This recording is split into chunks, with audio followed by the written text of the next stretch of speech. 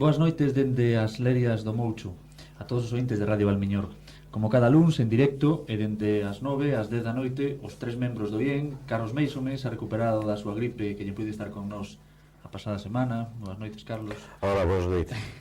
Lino Pellitero, aquí a mi dereita como sempre. Hola, Lino. Boas noites. E quen lles fala, Juan Antonio González, van conversar de maneira distendida cunha persona que viva e sinta Valmiñor, como sempre, cun fío cultural ou, en este caso, deportivo.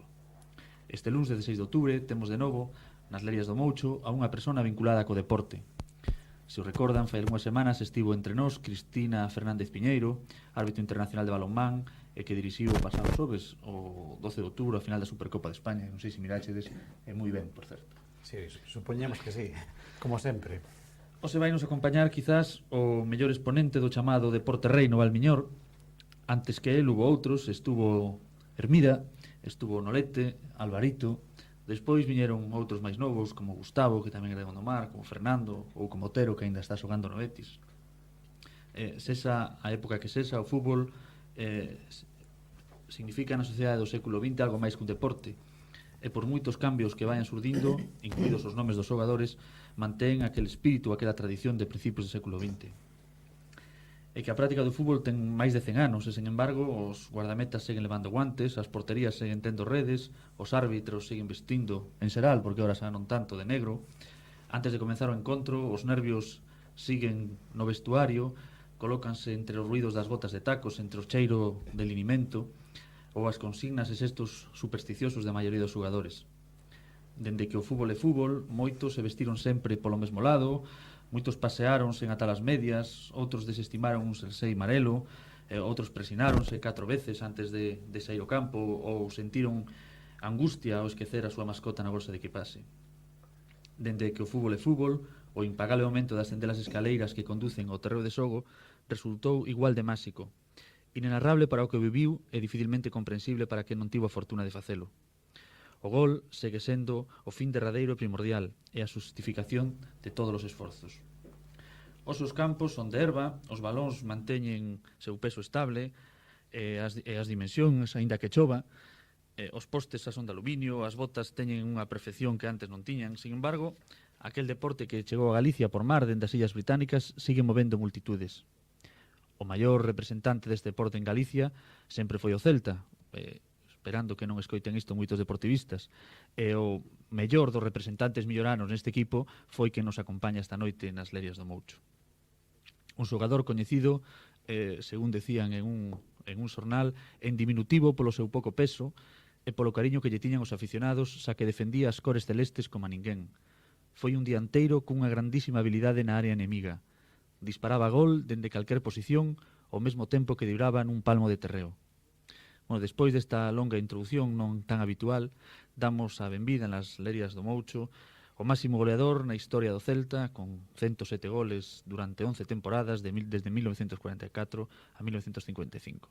Veciño natural de Negrán, estamos falando con Manuel Hermida. Hermidita, boas noites. Hola, boas noites. Menuda introducción que me tocou hoxe. Pero moi ben. Moi ben, moi bonita. Pois boas noites. Tiña, así, antes de empezar aínda coa vida, tiña algunha manía que din que os xogadores teñen manías para entrar ao campo, que uns fan o sinal, outros poñen unha cousa. Vostede era... Eu só tiña unha manía, que se manía se pode chamar, de un día pois pasoume unha cousa mala nun campo de fútbol por levar un traxe azul e non nos ve máis na vida.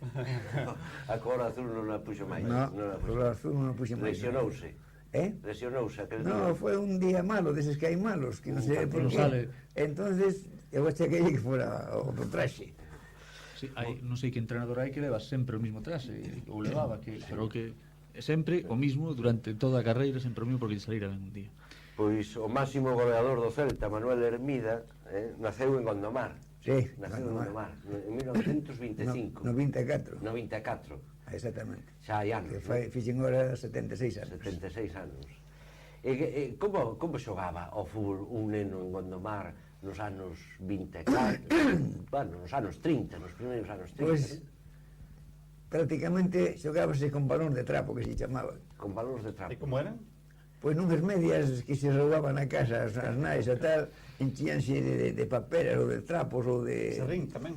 No, de serrín non, trapos ou lina, de estelana, de abella e tal. Había especialistas que tiñen gran especialidade en fazer eses balóns de trapo. E xogaban... perdón. E xogábamos polo regular, claro. Despois xa cando empezaron a xogar, empezaron a avisar algún balonciño que tal, pues, porque eu recordo de un día que fomos a xogar un partido a Tui, un partido amistoso, claro, e resulta que chegamos a Tui, empezamos a xogar, tal, reventou o balón e como non había outro, todos nos suspendemos o partido. Que miseria. Os campos eran as estradas, non? Xogabase na estrada ou no cruce de camiños. Eu onde máis entrenaba e máis viña a xogar, como en Gondomar non había campo de fútbol naquela época, eu onde máis viña a entrenar que con un par de amigos que buscaba por ali e tal, que pois era o campo da Escola Provalle, en Mañufe, Ajá. Claro. que era o único campo que había máis cerca por ali. O que estaba arriba, non? Sí, o que está encima por encima das por encima. escuelas. Porque en Gondomar nin había o que hai agora, nin o que fixeron agora, que agora hai dous en Gondomar, hai un de Herba e outro de... E outro. Que está no colegio, claro. Onde entrenan os equipos. Exactamente. O sea, que iba ao instituto onde eu traballo agora. Mire. Lembrase das primeiras botas que tuvo de fútbol? As primeiras botas que tuve de fútbol regalou máis un tío meu, porque máis fixo de Celta xa usadas, claro, había que botarles a remendos e todo iso, pero claro, como nunca tuve unha botas de fútbol na vida, pois aquela foi, para mí foi a novedade máis grande que pude encontrarme. Era un tío que xogaba no Celtas, ah? Sí, pero xogaba no Celta, xa, o que pasa que claro, en esa época xa non xogaba, pero claro, tiña ali certas amistades, entonces gestionou ali unhas botas que me darían ali, entón regalou unhas a mí, eu encantado con elas, que eran as únicas botas. Pero era Hermida ese, non? Era Hermida. Ah, Hermida, o xogador. Sí, meu tío, sí. Que Hermida tamén foi un crack, non? Dicían que era un goleador tamén, non? No, goleador non. Era o que andaba sempre ca cinta pola cabeza. Sí, era ese o teu. Xogaron dous, o da cinta e máis outro. Ah. O que pasa que dicen que o millor, que claro, recordo pouco disso, porque naquela época o millor que foi o que levaba a cinta. Que chamabanlle, según dicen, que non recordo, chamabanlle el hombre de goma, porque sei que tiña unha agilidade, unha facilidade, caía, levantaba, non sei, xa pedía un... O sea que a familia ten tradición no fútbol. Sí, ten, claro, ten. E depois tuve ali xogadores que xogaron en Gondomar, en equipos de Vigo, que xogaban bastante ben. O que pasa que non eran... Hai que para ser xogador tamén hai que ter un sacrificio, fazer un sacrificio moi grande, non chegar ali e dicir, bueno, isto está todo arreglado. Eses non tiñan... Gustaba xogar o fútbol pero a súa maneira. E non expuña nada para... Incluso ten netos agora que lle pegan bastante ben, non? Bueno, tamén... A ver, que fai, non? Bueno, teña algo, pero non... Non que sei, non... Ahora tamén está difícil de salir para arriba no fútbol, non? Está moi difícil. Moi difícil. Está difícil porque ten que ser unha lumbrera, senón non sale xa. Hai moita competencia de tanto xogador estranxeiro, de tanto pues que é imposible. Eu, claro, empecé... O debut no Celta meu, que eu fora voluntario a Mili, para non marcharme de Vigo, porque senón sorteaban e... Claro, iba. Entonces, ali en Príncipe, onde eran os xugados, ahora non sei que ali... Se van a facer un museo. Un museo de arte contemporáneo. Ali era a cárcel. Sí, certo. Pois salía un día, un viernes, estaba na entrada de guardia ali na cárcel, non sei, al mediodía chegou ali un señor, un directivo, un soldado, e dixen, mira, toma ben, dale la equipaje que tú vas a jugar el domingo, a debutar el domingo. E foi o meu debut, sí. Sin contrato, sin nada, non? No, contrato nada, a ficha sí, pero contrato nada, porque nin real, cobraré aquel ano. E con que anos debutou? Con 19 anos. 19 anos. E antes non xogara ningún equipo? Bueno, si xogara en equipo no Gondomar, xogara no Rápido de Bouzas. Pero o Gondomar xa tiña campo entón daquela? Sí, despois era así. Nas gallandas? No, cando desa non tiña campo, non. E onde xogaba o Gondomar? Que campo utilizaba? Xogamos aquí en Playa América. Ah, en Playa América. Claro, aquí hubo partidos memorables. Gondomar, un día contra o Rápido de Bouzas e foi un partido de de envergadura. Por qué? Porque os de Vallarta venían contra os de Gondomar, Contra os de claro. Gondomar. Todo isto aquí, viña xogaba, viña no Arena da Cabra, viña Paíño xogar. Ah, sí? Sí, viña Paíño xogar ante o centro, que incluso despois de moitos anos, cando xa estaban no Madrid, que foron aquí votar, un día sei que lle preguntaron ¿cuál era la defensa más dura que usted encontró en su vida? Dice, la del Gondomar. Sí, no, pero ¿qué fue? Porque sí, porque teníamos dos defensas, o Soleira e o Minguito do Benisco, que eran dos criminales de guerra. Mira, Pero eran vos ou daban moita leña? Eran fuertes, uns Eran tíos fuertes. que para pasar por ali había que votarlle. Sí, porque a tradición esta entre Gondomar e Erizana xa está perdida, porque ahora mesmo xa non hai, só en categorías moi diferentes. Nada, xa non hai, nin de que foran iguales, xa non hai. No, e sin contar que os dous defensas eran, como era, o do Penisco e o do Soleiro, dous familias conocidas de Gondomar. Unha Julera era aquí da Ramallosa. Por eso digo que ahora non se coñecen casi os xogadores de ningún equipo. Que barro, nada. Agora vas a Gondomar e non conoces a nadie porque todos son forasteiros. bueno, comentou antes que a primeira vez que saltou o Celta foi a ficha. E cando foi o primeiro sueldo? Primeiro sueldo foi cando fichei. Tiña 18 anos. E recorda canto era a cantidade do sueldo? 400 pesetas ao mes. 400 pesetas ao mes. Sin ficha ni nada, Viñan en sobre. No, que 400 pesetas de sueldo, pero de Non había ficha, non había nada. E primas por gañar partidos? Primas por ganar partidos, cando se daban 500 pesetas xa A festa. era home, claro. Antes se falaba de Hermida, que tal. Outro xogador que hubo en Gondomar foi Alvarito, non? No, pero viviu en Gondomar, pero non era de Gondomar. Non era de Gondomar. No, el viu aquí para establecerse en Gondomar, estuvo aquí establecido, incluso está o fillo ahora que con algo chiquitín e todo, pero él era de Vigo. Ah, sí. Pero este tamén xogou no Celta, Alvarito. Sí, xogou no Celta, sí. Sí, que ese sí que era duro, me parece, non? Sí, tamén era fuerte. Tiña fama de... Llamabanlle King Kong, creo.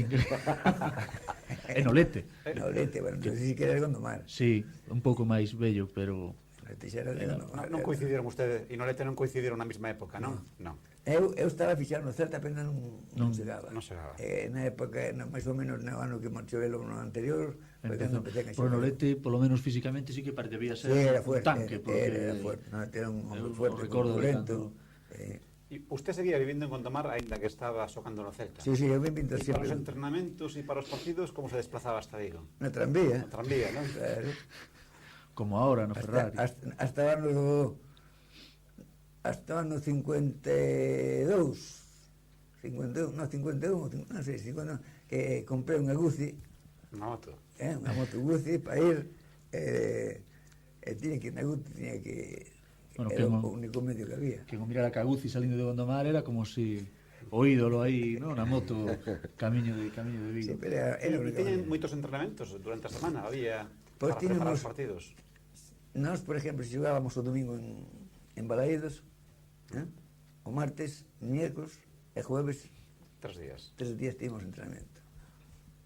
O viernes íbamos a dar, si algún quería dar un masaje ou algo así, pero de entrenamentos eran, o martes era suaviño, miércoles e jueves eran moi fuertes. Bueno, esa Guzzi que comprou non era de primeira man, non daba sueldo para tanto, ou era de Sí, era de primeira man, pero costumo moito para poder pagar aí. comprar. Claro, porque eu ganaba 5.000 pesetas de... Ganei, o primeiro ano non ganei nada de ficha, o segundo ano cobrei 5.000 pesetas de ficha. Despois tuve, creo que, 3 anos a 10.000 pesetas por ano de ficha. E o campo era Balaídos, non? O campo era Balaídos. Sempre foi Balaídos, Sí, sempre, para mí que sempre se foi. inundaba cando chegaba o inverno, todas estas cosas. Aquilo era un...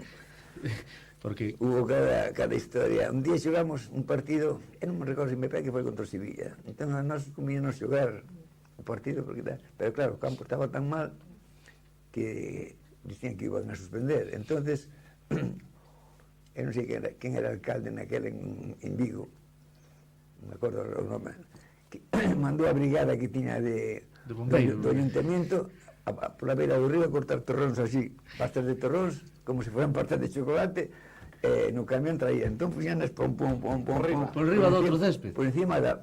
Que césped unha vez? Porque era un barrizal tremendo. Entón puñanas como se estuveran ali a facer unha... chegou o árbitro, depois que puxeron todo, mira, chegou o árbitro, Dixo menudo campo, non? Dixo menudo campo. ¿Cómo no se va a joder jugar aquí? Hombre, claro. Después fue, pisó, tal, hombre, está un poco blando, pero no, está bien, tal cual. E cando acabou o partido... Pues nada, ¿cómo que cando acabou o partido? O cuarto de hora, aquilo era un reinicio que... Era unha lamada, non? Aquilo era tremendo. E que hubo que suspender? No, xogamos, hombre, despois de empezar a ver, que acabar xa. E o resultado, recorda aquel partido? Habíamos ganado, non sei se 3-1 ou unha cousa. Entón o alcalde fixo unha boa labor. Sí, fixo unha boa, exactamente. Eso sí, deixou Lagares sin terra, sin verdad. Pero era, habíamos... E cando fichas polo Celta, ficha tamén os xogadores que un tal Marza, que a mí non me sona, pero... Marzá. Este era portero do Madrid. Era portero do Madrid. Sí. Pero fichan outros dous que xa son máis conocidos. Gabriel Alonso, Sí, tamén, sí. e Miguel Muñoz. Porque Miguel Muñoz despois foi pois un... Sí, despois máis iso para Madrid. Era tan bo xogador como se dicía ou non era? Bueno, non era máis xogador, que non vamos a decir que era máis xogador, pero tiña un aire moi que realzaba máis, tiña un don de un estilo moi tal. Saber adornar. Xogar, e despois, claro, marchou para Madrid. Claro, Madrid tiña mellor xente, claro, Aí dentro, en ese grupo. Claro, entonces xogou ali, xogou entrenador, despois tuvo a fortuna de que nombraron seleccionador. Sí, foi máis tarde. Despois foi máis tarde. Era moi, pero era moi chaval. Pero sei que usted tamén tuvo oportunidades de marcharse para algún equipo grande, desos moi Para grandes. uno, para todo, para calquera que quixera ir. A mí quixeme levar o Madrid, quixeme levar o Barcelona, o Valencia, o Sevilla, o Atlético de Madrid, a mí quixeron levar todos. Pero Por que non se marchou algún deles? Non me marché porque me gustaba estar aquí. Pero a tentación económica era moi forte, Claro non? que era. O Barcelona non ofreceu hasta 1 millón de pesetas. 1 millón de pesetas. Que eso debía ser unha fortuna inmensa. Pero grande. 1 millón de pesetas de ficha No 48. no ano 48, Pensando- frente ás 5.000 que cobraba no Celta. Sí, 10.000. A subir, Cobraba a subir. que era 10.000. 10.000. Sí. 1 millón era hoxe como Pues Figo, era- casi, non? Como canto? Como Figo. Como Figo hoxe, non? Pouco menos. Pouco menos. É que era así. Pois dábame 1 millón a min e dábame outro millón ao club para que me dera a baixa. E non houve trato. No. Pero que non quería usted ou non quería o club ou ningún No, dos dous? eu non fui ali. Pero que razóns usted? Que non me gustaba estar aquí, gustaba ir a cazar, ir a pescar, ter aquí os amigos, E gustaba o Celta. non é que ganara moito, pero para vivir ben, vivía. E gustábamos Celta, por supuesto, non? Porque a miña ilusión toda, desde que era pequeno, pois, era xogar no Celta. Incluso, te vou contar unha anécdota, un día viñeron meus tíos que estaban en Tui, viñan ali unha empresa de coches, e viñeron a comer aquí a Gondomar, e nós habíamos xogado un partido ali frente ao ayuntamiento, que había aquela plazoleta. E habíamos xogado ali chamaban os de Gondomar contra o Adro era o da iglesia lá. E bueno, él estuvo a meu partido tal, entonces a hora de comer dixelle un irmán, coño, xa ben o rapaz, tal, eu quitaba o pañuelo, que era meu padriño, quitaba o pañuelo que me e xa ben, pero ten un defecto moi malo. E digo, como ten un defecto moi malo? Sí, non sabe dar que a perna izquierda, non sabe que a perna izquierda. O xogado que non sabe que a perna izquierda, que as dúas pernas non é nada. Eu non dixo nada, pero ali en frente a miña casa estaban as escuelas e había uns cubertos de cada lado.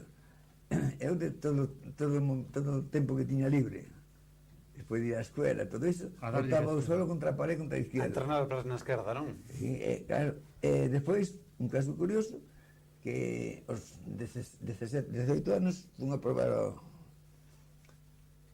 o Celta e había un entrenador que era amigo de meus tíos, un tal Albéniz, que había xogado na época de meus tíos o fútbol tamén.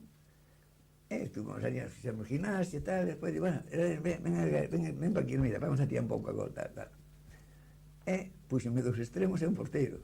Os extremos a centrarme con non sei, a rematar. Pero pasou así un pouco de tempo e chamoume, ven aquí, vamos a ver. Tú non sabes dar con a pierna derecha? Se practicara tanto que xa non... Sí, e dixen, non, es que yo soy derecho. Como derecho? porque tú le das mejor con la derecha, hombre, claro, soy derecho. ¿Cómo no le das? Es porque, mire, me dieron una bota que es el 42, yo soy el 39, y una vez que pegué en el suelo y casi me estropeó la... Vaya ya acá a la careta que le den unas botas a su medida, tal. Le dieron unas botas a la medida, tal. Claro. Se miraron mira, outro. Entonces, despois de que eu xa xugaba no Celta e marchara e tal, e viña dentro do Sevilla, por exemplo, e dicía muchas veces comentando ali, dicía, y el único jugador que me puede engañar a mí fue este, que me dijo que era derecho y estaba con la zurda. Pero fue a base de machacar. O sea, que aquela enseñanza do tío valeu a pena, do Hombre, padrino. sí, valeu a pena, claro. O seu número na camiseta cal era? 8. 8. O sea, era naquelas alineacións que se facían daquela era o interior dereito. O interior dereito. O interior Correspondía ao interior dereito. Pero pateaba coa zurda tamén, non? Sí, igual, eu tanto daba a mí tanto me da...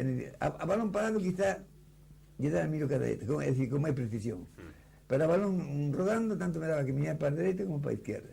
E falando de camisetas e de amor ao Celta, se sentían os colores por parte dos xogadores? Home, claro que se sentían, é moito.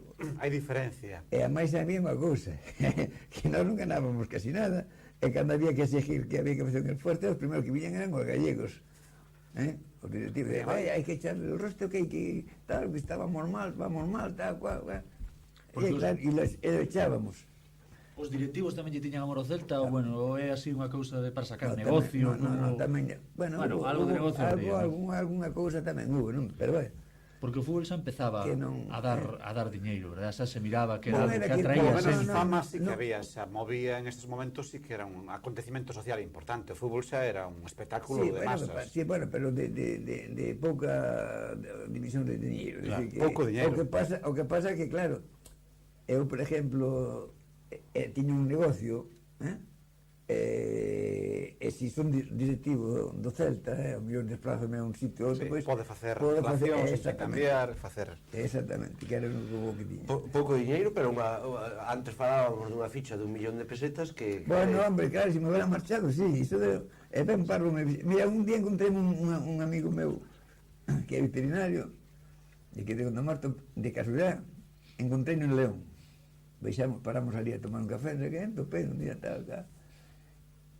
Entonces dime, tienes un imbécil, coño, es unha burra. Dice, ¿por qué? Joder, danche 1 millón de pesetas, non quero marchar. É difícil de entender.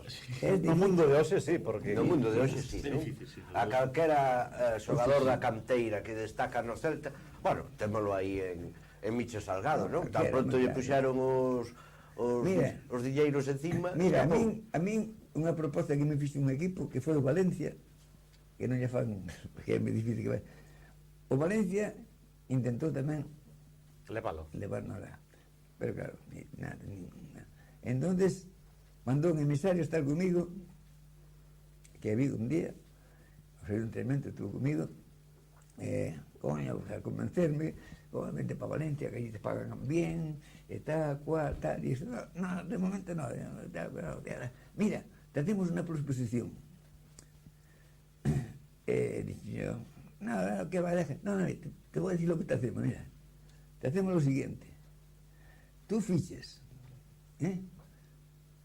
y fiches porque el marcharse de Salta no podía marcharte ya, es decir, que tienes que estar en rebeldía como el club. Sí. Para Había poder, tempos. para después... Sí. Entonces, me decía tú fiches, bueno, te pones rebeldía, mejor dicho, te pones rebeldía, y al terminar el año, te fichamos en el Celta. Y todo lo que gana un jugador en activo allá, te lo pagamos aquí. Ese año de rebeldía le pagaban como si estuviera xogando como lá. si estuviera jugando igual. E nin así tampouco. No, desde é difícil de entender, sí. Nun mundo actual, supoño que o fútbol era outra cousa. E ademais, mira, porque claro, eu tiña meus tíos que se os meus tíos en vez de animarme, sacábame poucas, se tiña pouca gana sacábame eles, porque me dicía moitas veces, no, vamos, aquí estás ben, vamos, aquí estás ben. E me dicía, vamos a mirarnos a xogar e tal, cual. E claro, ainda peor. Nunca que se desplazaba a Madrid a mirar aos sobrinhos xogar, non? Claro, o Barcelona, o Valencia. Que antes diso que pararan en León en Benavente a tomar un café cando se encontrou con un... Como eran os viaxes antes dos equipos? Eran como ahora, hai un avión especial? Nada, antes era en ónibus ou Había un Un tren o que era? tren, ónibus, tren, ou senón, despois tamén tuve unha época que viajaba había unha compañía que chamaban os rusos en Vigo, de coches, E tal. logo tamén tuveron os transportes urbanos. Unha parte do transporte urbano facían os rusos. Unha parte do transporte urbano, Sí. por Vigo, que facían os propios rusos. Pois eses unha vez tiñan dúas rubias, dous Rolls Royce, que eran dous coches de categoría, dous Rolls Royce, dúas rubias que non sei se eran de 8 plazas cada rubia, tal. Pero aquilo era... Aí van todos. Bueno, era marchar... Horas e horas, porque para chegar a Salir de Barcelona... Galicia, bueno, Por exemplo, un partido en Barcelona, cantas horas era chegar a Barcelona? Si íbamos en tren, salíamos o jueves. O sábado, o viernes, quedábamos en Madrid. Chegábamos a Madrid. O viernes probablemente salíamos de Madrid, chegábamos o sábado a Barcelona. Salían ao campo máis cansados da viaxe que Nin se entrenaba ni nada, non se fazia nada. A descansar o sábado e o domingo a xogar fora. Os hoteles con concentración ou como se fai agora aí con revisión do partido, con unha concentración no hotel ou cada un salía por aí a divertirse un pouco, conocer a cidade? Salir, francamente non deixaron, iso sí. Había disciplina, entón, Bueno, os entrenadores eran... hasta certo punto sí, que non era unha cura, pero daban As normas. unha hora que, bueno, pues hasta tal hora pues podeis salir, tal, pero non era moi frecuente que salíramos, Non. No. Había xogadores de todas formas que serían máis. Home, si había que lle gustaba salir, había que non lle gustaba salir tamén.